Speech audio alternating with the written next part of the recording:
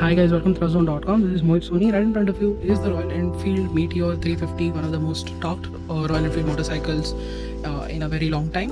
And we've been privileged enough to spend extraordinary time with this bike.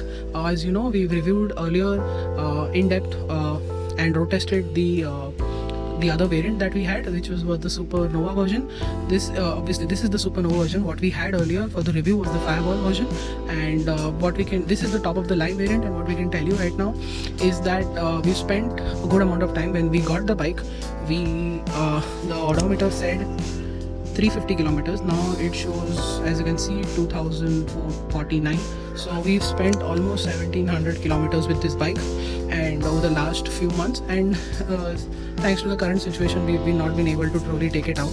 What we've done is a couple of Mumbai-Pune runs and everyday commuting and shooting and all of that.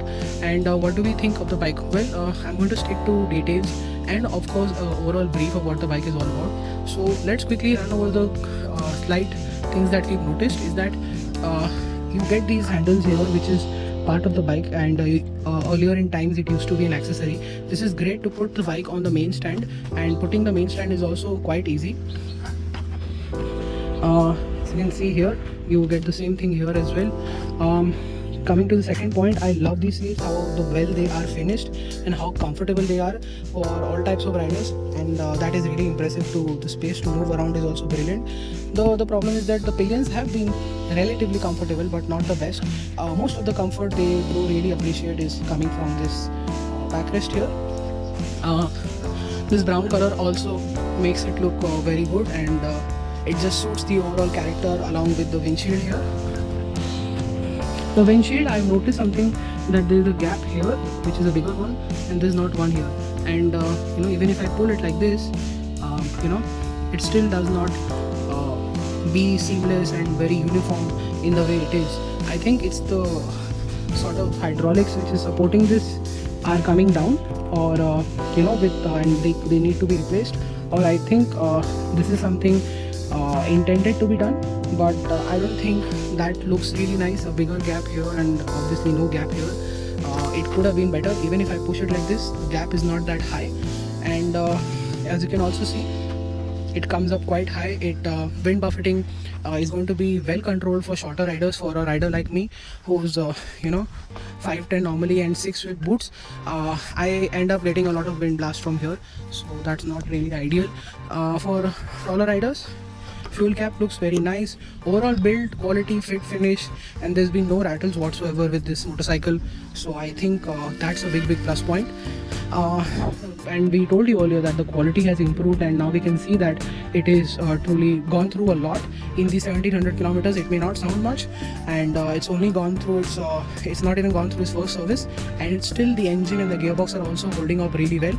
After the initial oil change which was done, I think it's been 1700 kilometers. This is the first 2000 kilometers. It's now time for an oil change, very likely, according to Royal Enfield standards for the new engine, but it's not showing any signs of that it needs an oil change. There's a smell of burning oil, or the engine or the gearbox are sounding not that great. It still feels smooth, refined, and very easy to drive. I'm really surprised at that aspect, that when we told you earlier that the refinement, the power delivery is so good, it can be seen even now. I think judging at this particular interval also makes a lot of sense, because this is the first 2000 kilometers. It has been ridden quite well. We cruised at 100-120 most of the time, and we also accelerated and hard braked and hard accelerated the motorcycle from time to time, and it's not showing any signs of wear. So I think that is fantastic for a motorcycle like this. I love the exhaust design over here, and these small little details here. The quality of the plastics also seems to be holding well. This is, of course, this chrome mirror gives it a very retro modern look, and the brakes are good, and most importantly, we are really impressed with the Seat tires that are on offer. We spent a lot of time and then realized that we are on these new Seat Zoom tires, and they have fantastic grip. the stability, the holding process through certain wet roads and dirty roads and bumpy roads. It's been taking all of that really well. At high speed, the confidence level is extremely high. It almost felt like a very sporty tire, and kudos to CA to making this tire. And of course, a bigger hat tip to Royal Enfield for making such a bike handle so well. Of course, that comes at a cost of the stiff suspension that we've been talking about since the road test part. And for me, as a slightly heavier rider, it's not a problem. But our colleagues in our team who also rode this bike for a month said, yes, you do feel, the bumps being transferred to the seat, and it can feel a bit stiff. Even a very naive person who has not much knowledge about how motorcycles work also said, and he's also on the normal side of the body weight. He also said that he does feel a bit of bumps coming through and hitting him. But he said most of the time, since we commute on good roads, when they did not find this very bothersome, and most of the commute was also done on a very smooth highway, so they actually enjoyed the relaxed ergonomics of this bike. And it just feels very easy to ride. The turning radius, well, it's okay. It's not that big or not too small also. Bare minimum effort if you ask me, and I think that's a great feat to achieve from Royal Enfield. In this aspect, the motorcycle is built really well. The motorcycle rides very well. It's very easy to live with. Everything is really good. Everything works, and there is absolutely nothing that feels fidgety or is about to break off or anything. In fact, in our fuel economy test also, it returned over 35 kilometers per liter as a complete average.